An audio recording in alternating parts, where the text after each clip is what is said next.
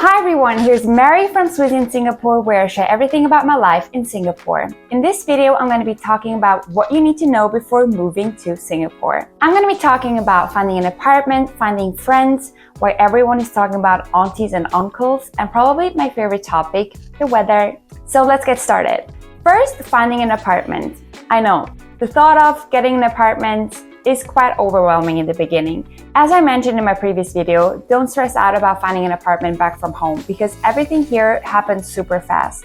We got here and after, I think, a week, we found the apartment. But let's take one step back. There are three types of accommodation. First, there are HDBs. These are government subsidized apartments, which are usually less expensive, but also harder to get. And you need to fulfill certain criteria, such as not exceeding a certain amount of income, or I think you need a certain type of visa as well. They are all over the cities and very popular among PRs and Singaporeans. You can get one as a foreigner as well. Condominiums are usually more expensive because they come with certain amenities such as a security guard, you have sometimes tennis courts, a gym, a pool, and I've actually really enjoyed living in a condominium since having a gym and a pool in the same building is quite a luxury. Some YouTube videos or some information, what I found on the internet, said that you need an agent to find an apartment, which I don't think is necessary. We found the apartment just by contacting the owner over the website, and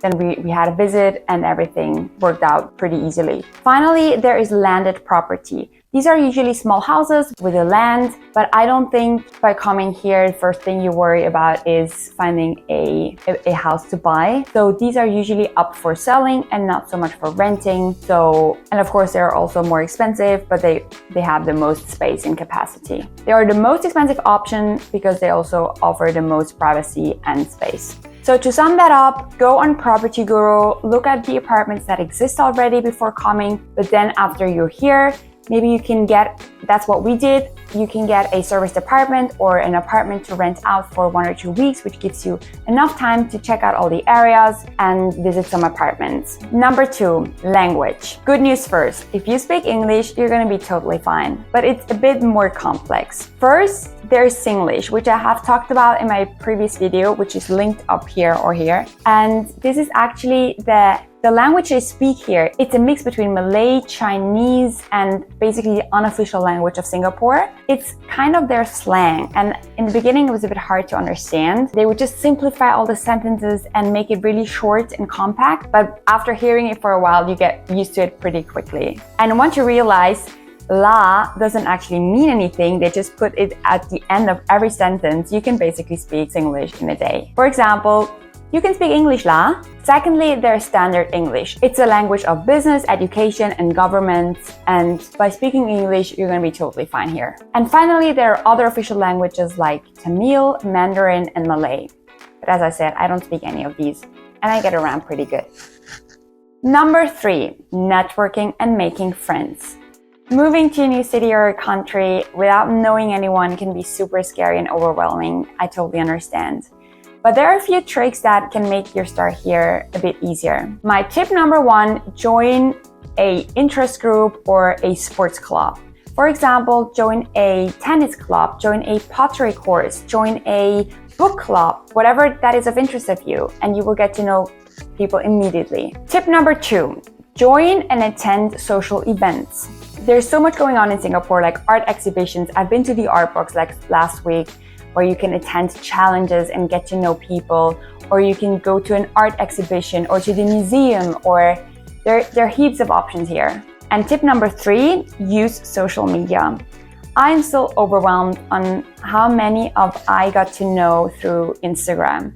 So many people just reached out to me and said, hey, like, let's have a coffee. And I got to know so many nice people already on the internet, which is, I really appreciate. And it's a great way to get to know people, and also super easy if you're a bit more shy. For my case, I met a really nice Singaporean girl at a Pilates class just I think the second week we arrived here, and ever since, like, we're hanging out, we're having coffees, and that has been great. Another thing we did was that we joined the Swiss Jam. This is an association where you get to know more Swiss people. They connect you with other Swiss or Swiss companies, and they host great events where you can get to know people super easily as well. I think it really depends on the mindset. If you're outgoing and if you sometimes just maybe step over your shadow, you're gonna make friends immediately. Number 4, aunties and uncle. And this is such a fun thing to know because I was so confused. The first time I heard someone saying, this uncle makes the best chicken rice in town. I was like, oh, you've got